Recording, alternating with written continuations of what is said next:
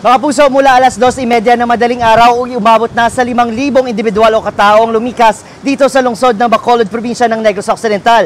Pinakamarami sa Barangay Banago kung saan daang-daang residente ang napilitang lumikas dahil sa patuloy na pagtaas ng tubig at malakas na ulan. Sa Barangay 2 naman, mga kapuso, isang baybaying lugar o coastal community, nahirapan ang mga otoridad na magsagawa ng evacuation dahil ayaw lumikas ng ilang residente mula sa kanilang mga tahanan.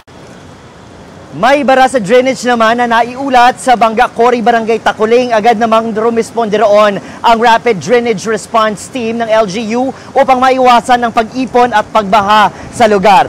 Mga kapuso, na nananatili sa signal number 4 ang Bacolod City at karamihan sa mga lugar sa Negros Occidental.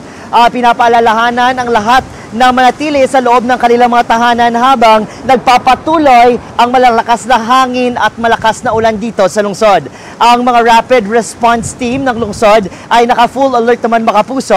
Red alert din ang kapulisan. Patuloy na nagbabantay sa mga apektadong lugar at nagbibigay tulong sa ating mga evacuees.